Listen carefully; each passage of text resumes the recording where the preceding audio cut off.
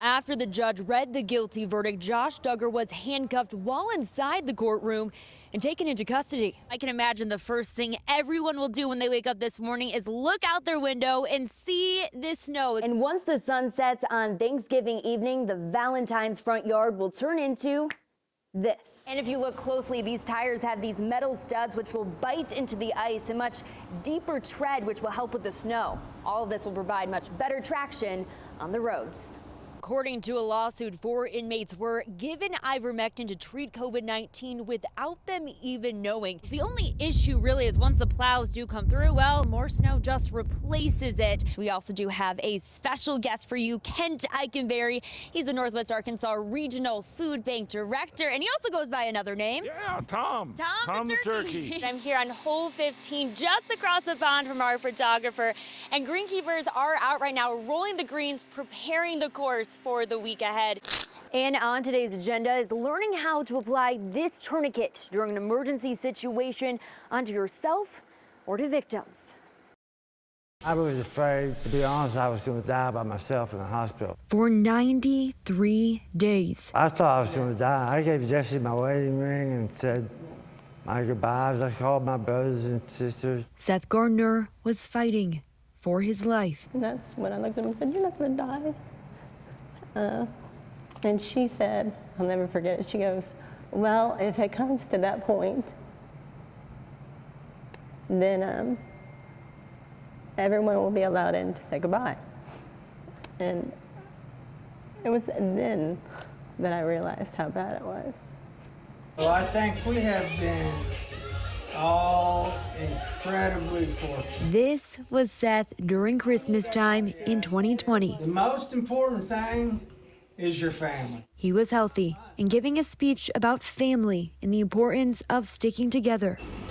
Just 2 months later, he was diagnosed with COVID-19. I don't drink, I don't smoke, none of that stuff. I exercise, I'm healthy. While in the hospital, he spent 43 days on a ventilator. He was diagnosed with COVID pneumonia and lost 65 pounds. He says COVID affected the part of his brain that controls his tongue, speech, and swallowing. The pulmonologist at Little Rock said that you were in the top 5% worst cases, for sure, and that only 2 people have woken up.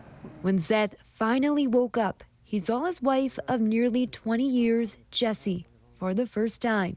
I can tell you that your family are the ones that lift you out of the gutter when you're in the bottom. And Seth says this speech from Christmas time still holds true today and every day. Without my family, I don't think I would have made it out of the hospital. Well, everybody needs to save themselves and take the shot because they do not want to have to go through what I went through. Reporting for 4029 News, I'm Kendall Ashman. You thought you were going to get all of them.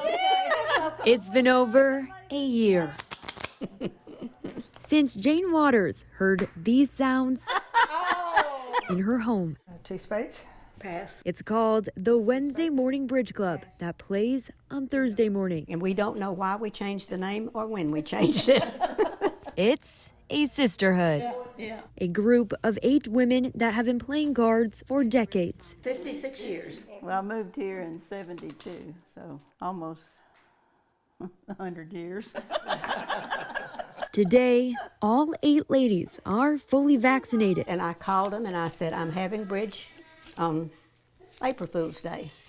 And this is not an April Fool's joke. I'm having it. Be here. Showing up at 9 a.m. sharp. Everybody got here on time. We usually, some of them straggle in, but everybody was here. I think everybody was excited to be back today. That's because over 5 decades of bridge came to a halt last March. We've been through divorces, we've been through deaths, we've been through marriages. But this separation may have been the hardest. We have missed our friends more than, and the visits more than the bridge. Relying on phone calls and a group text. We're having a cell phone 101 after we get through playing cards today. These ladies say no matter what happens next in life, Even though we're all getting older, we'll be around. from now on, they can count on bridge every Thursday morning. Beautiful day to be April Fool's Day. God played an April Fool's joke on us. Reporting for 4029 News, I'm Kendall Ashman. There was lights all the way down. 10 police officers on that garage waiting to go in. Benjamin Hart took this video last night after he heard gunshots from across the street. When they're that close, you know something's wrong. Just after 8:30 p.m. Tuesday night, Officer Tyler Franks and Andrew Gibson arrived at this home responding to a domestic disturbance call. Within just a few moments, they attempted to make entry into a bedroom where the suspect was.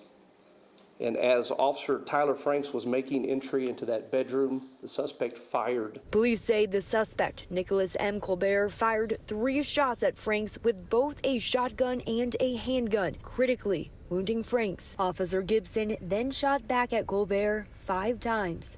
Officer Gibson then immediately removed Officer Franks from the home. The suspect had retreated back into the bedroom, still armed. Police say Gibson then immediately provided life-saving care for Franks and saved his life. As for neighbors, they say last night was traumatizing. I knew somebody had been shot. Like, you know, they're that close in this neighborhood because people don't live fire out here. You know, I knew it was a shot.